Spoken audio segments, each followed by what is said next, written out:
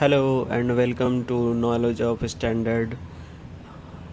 आज मैं आप लोगों को प्रोसेस फ्लो चार्ट के बारे में बताने वाला हूँ। क्या होता है प्रोसेस फ्लो चार्ट, और उसमें ये एक 7QC टूल का पार्ट है जिसके बारे में हम आज जानने वाले हैं प्रोसेस फ्लो चार्ट को। तो स्टार्ट करते हैं उसके कंटेंट से कि ये प्रोसेस फ्लो चार्ट वर्क कैसे करता है, इसमें क्या होता है, इसको यूज कैसे करते हैं, इसके टाइप्स के बारे में और उसके सिंबल के बारे में कि ये किस किस सिंबल को कहाँ कहाँ इस्तेमाल करते हैं। तो चलिए स्टार्ट करते हैं। देखते हैं हम फर्स्ट डेफिनेशन की तरफ से कि डेफिनेशन फ्लो चार्ट का क्या कहता है। इसको डेफिनेशन से जाने से पहले हम ये देख लेते हैं कि फ़्लो चार्ट को हम डायग्राम से भी डिनोट कर सकते हैं, बोल सकते हैं, या चार्ट से भी कर सकते हैं। कई जगह इनको डायग्राम बोला जाता है, कई जगह इनको चार्ट बोला जाता है, तो उससे कोई फ़र्क पड़ता नहीं है। ये फ़्लो चार्ट हमारा सेम ही वर्क करता है जिस तरह वो करता है। तो स्टार्ट करते हैं डेफिनेशन के बारे में। ये एक डायग्राम होता है या चार्ट होता है जिसमें प्रोसेस का स्टेप होता है जो को हम एक सीक्वेंस में लगा करके उसको देखते हैं। और इसके अंदर हम एक वेरिएशंस के बारे में जानते हैं कि कई जगह इनको माइक्रो फ्लो चार्ट बोला जाता है, टॉप डाउन फ्लो चार्ट बोला जाता है, या डिटेल फ्लो चार्ट बोला जाता है, या प्रोसेस मैप बोला जाता है, या माइक्रो मैप, सर्विस मैप, बहुत तरीके से इनको डिफ़ाइन किया जाता है, बोला जाता है। लेकिन एक्चुअली होते सारे एक ही फ्लो चार्ट है और उनके अंदर सिंपल ही सिंबल यूज किया जाता है जो कि हर एक जगह कॉमन ही होता है।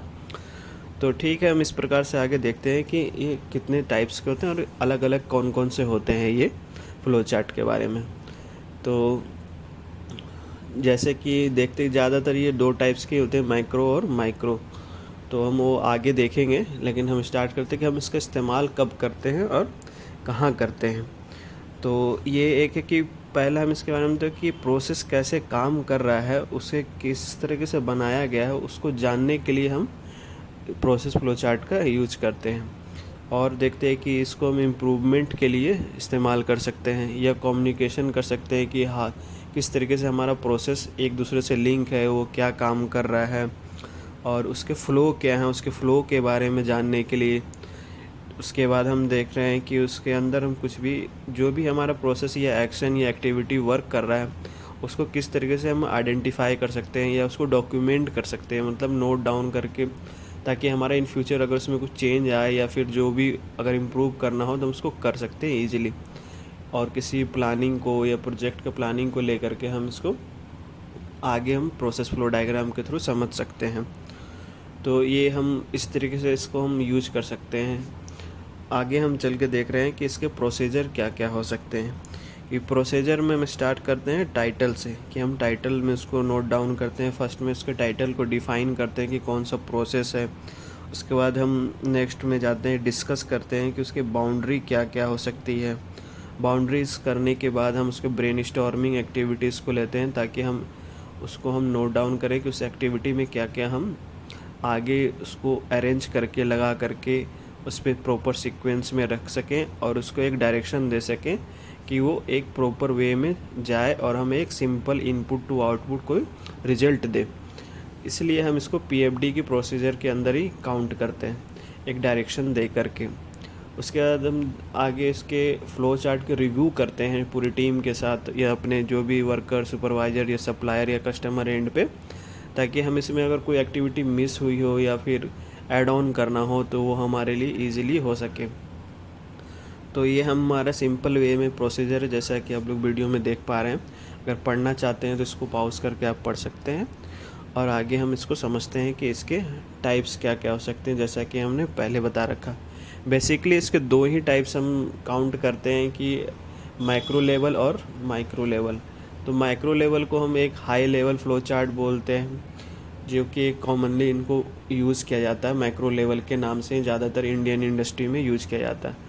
सिंपल हम डिस्प्ले में देख रहे हैं कि एक सिंपल प्रोसेस का एग्जांपल दिया गया, ऑर्डर फिलिंग प्रोसेस का, कि इसमें फर्स्ट क्या हो रहा है कि ऑर्डर रिसिप्ट आ रहे हैं, उसके बाद क्रेडिट चेक हो रहा है, इन्वेंट्री चेक हो रहा है, उसके बाद नेक्स्ट स्टेप में प्रोडक्शन हो रही है, शिपमेंट हो रही है और बिलिंग हो रही है। तो ये एक एग्जांपल के तौर पे इससे समझिए कि मोटा मोटी हमारा क्या स्टेप्स ले सकते हैं ऑर्डर फिलिंग प्रोसेस में, या फिर क्या किस तरीके से इसका प्रोसेस चल रहा है वो हमें माइक्रो लेवल प्रोसेस मैपिंग में दिखा सकता है। इजी वे में हम इसको समझ सकते हैं। दूसरा हमारा है कि डिटेल फ्लो चार्ट यानी माइक्रो लेवल।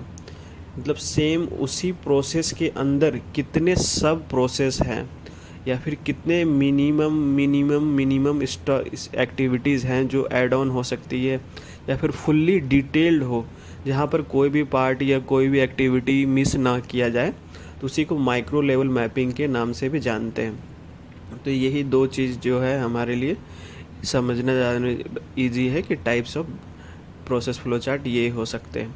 इससे ज़्यादातर और कुछ होता नहीं है। तो हम इसके बाद अब हम आगे देख लेते हैं कि उसके बाद और हमारा सिंबल क्या क्या हो सकते हैं इसके। तो स्टार्ट करते हैं सिंबल से कि सिंबल में हमारा क्या क्या है। स्टार्ट और एंड एक सिंबल है, ओवल शेप में होता है, जो कि हमें किसी एक्टिविटी को स्टार्ट और एंड करने में शो करता है। नेक्स्ट है हमारा प्रोसेस, जो कि एक रेक्टेंगुलर टाइप का शेप होता है, जिसके अंदर हम किसी भी प्रोसेस को डिफ़ाइन कर सकते हैं, या मोल्डिंग हो या ऑपरेशनल हो, मशीनिंग हो, या फिर किसी भी टाइप का प्रोसेस आप अगर उसके अंदर कुछ कर रहे हैं तो उसके अंदर नोट डाउन हो। उसके बाद नेक्स्ट है डिसीजन बेस, मतलब कोई एक प्रोसेस चल रहा है तो उसका डिसीजन ओके है, नॉट ओके है, ट्रू है या फॉल्स है, उस डिसीजन बॉक्स से हम जानते हैं या फिर उससे हम एक्टिविटी करते हैं। नेक्स्ट हमारा है डॉक्यूमेंट। अगर हम किसी प्रोसेस के अंदर डॉक्यूमेंट का इस्तेमाल कर रहे हैं तो वो डॉक्यूमेंट उसके अंदर नोट डाउन होगा, या उसके रेफरेंस नंबर नोट डाउन होंगे, या रिवीजन या डॉक्यूमेंट नंबर, कुछ भी जो डॉक्यूमेंट से रिलेटेड है उसको ये इस टाइप के सिंबल से यूज कर सकते हैं, जो कि आपको वीडियो में दिख रहा है। नेक्स्ट हमारा आता है डिले और वेट।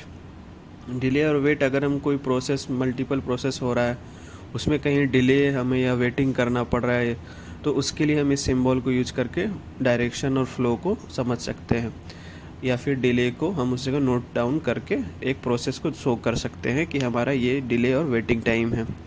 अगला हम देखते हैं कि डायरेक्शन ऑफ फ्लो।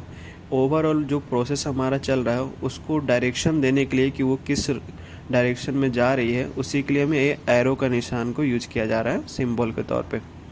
नेक्स्ट है इनपुट एंड आउटपुट। इनपुट और आउटपुट को हम ये एक पैरेललोग्राम की तरह का शेप होता है, जो कि हम उसके अंदर कुछ भी अगर मटेरियल या फिर किसी भी टाइप का इनपुट या डाटा कंप्यूटराइज देते हैं तो उसके अंदर हम उसको इस टाइप से सिंबल से डिनोट करते हैं। अगला हमारा है प्री डिफाइंड प्रोसेस। अगर हम मल्टीपल प्रोसेस किसी एक्टिविटी में यूज़ कर रहे हैं तो हम इस टाइप का सिंबल्स, जो कि रेक्टेंगुलर शेप के अंदर डबल बॉर्डर के आ रहा है, तो उसको हम इस शेप के अंदर हम इसको डिफ़ाइन करके कर सकते हैं। जैसे कि हम लोगों ने अभी कुछ बेसिक से सिंबल्स को समझे, और भी बहुत तरह के सिंबल्स होते हैं फ्लो चार्ट के अंदर, जो कि अलग अलग लेवल्स पे अलग अलग एक्टिविटी में यूज़ कर सकते हैं। तो हम एक सॉर्ट आउट एग्जांपल से समझ सकते हैं, कि जो हम आगे आपको समझाएंगे कि वो किस तरीके से काम करता है एक एग्जांपल दे करके। तो चलिए जानते हैं एक एग्जांपल के थ्रू कि ये हमारे सिंबल को किस तरीके से डिफ़ाइन करते हैं और बनाते कैसे हैं। तो मैंने एक एग्जांपल लिया है एक मोल्डिंग डिपार्टमेंट की कंपनी का, मोल्डिंग डिपार्टमेंट का, जिसमें एक प्रोसेस फ्लो को किस तरह से डिफ़ाइन किया गया। तो फर्स्ट हम देख सकते हैं कि स्टार्ट हुआ है कोई प्रोसेस, उसको हमने एक ओवल शेप में वेंडर्स के थ्रू दिया है। नेक्स्ट कोई प्रोसेस स्टार्ट होता है तो वर्किंग पे आती है तो उसको इनकमिंग ऑफ रॉ मटेरियल के थ्रू दिया, जो कि एक रेक्टेंगुलर शेप में है। फिर नेक्स्ट आ जाता है IQC और स्टोर में, जो कि हमें एक डिसीजन बेस में आता है कि अगर रॉ मटेरियल में कोई इशू हुआ, नॉट ओके हमारा, तो वो वेंडर के पास वापस चला जाएगा, जो कि फ्लो डायलाइन से हमें दिख रहा है। अगर ओके हुआ तो उसे अगले स्टेप के प्रोसेस पे हम भेज देते हैं, जैसे मोल्डिंग में होता है। तो सेम इसी तरह से आगे हम बढ़ते हुए प्री हीटिंग प्रोसेस के पास जाते हैं, फिर डिसीजन पे जाते हैं। अगर ओके है तो उसको किस डायरेक्शन में भेजना है, आगे प्रोडक्शन स्टार्ट करनी है। अगर नॉट ओके है तो हम उसे वापस उस लाइन को रिवर्स कर सकते हैं, जो कि हमारा एक प्रोसेस को शो कर रहा है। तो इसी तरह नेक्स्ट में हम आगे सेम प्रोसेस को देख रहे हैं कि प्रोडक्शन स्टार्ट होने के बाद फिर अगर कोई एक्टिविटी या इंस्पेक्शन होता है इन प्रोसेस लाइन पे, तो उसके बाद उसको ओके नॉट ओके होने के बाद वो कहाँ पर हम उसको शो कर सकते हैं कि वो नेक्स्ट अगला स्टेप हमारा क्या होगा, वो हम फ्लो चार्ट के अंदर इजीली समझ सकते हैं, जान सकते हैं कि हमें एक्शन क्या लेना है, अगर इम्प्रूवमेंट करना चाहते हैं तो किस स्टेप पर ले सकते हैं। तो सेम उसके बाद हम स्टोर और पैकिंग में जाते हैं। एक पैकिंग के अंदर हम देख रहे हैं कि एक स्टैंडर्ड डॉक्यूमेंट का हमारा दे रखा है, जो कि वहाँ पर एक पैकिंग स्टैंडर्ड डॉक्यूमेंटेड होगा कि हमें इतनी पैकिंग में शो करना है, इतना ये डॉक्यूमेंट के अकॉर्डिंग हम उसको इनपुट डाल करके और उस पर डायरेक्शन में दिखा सकते हैं, वह रेफरेंस नंबर डाल करके। तो ये एग्ज़ाम्पल जो है एक सिंपल बेसिक मोल्डिंग डिपार्टमेंट के प्रोसेस फ्लो चार्ट का है। तो इसी तरीके से हम एंड में देख रहे हैं कि टू कस्टमर पे अगर हमारा सब कुछ प्रोसेस ओके चलता है तो हम एंड प्रोसेस कस्टमर पे हम डिस्पैच कर देते हैं। तो आई होप आप लोगों को फ्लो चार्ट का एग्जांपल और डेफिनेशन और बेसिक जो चीज़ मैंने आपको बताया आप लोगों को समझ में आया होगा। तो आपसे उम्मीद करता हूँ कि आप चैनल को लाइक शेयर एंड सब्सक्राइब करेंगे, जो कि हमारे लिए काफ़ी मोटिवेशनल होगा आगे। तो इसके लिए हम आपका थैंक यू और शुक्रिया अदा करना चाहते हैं।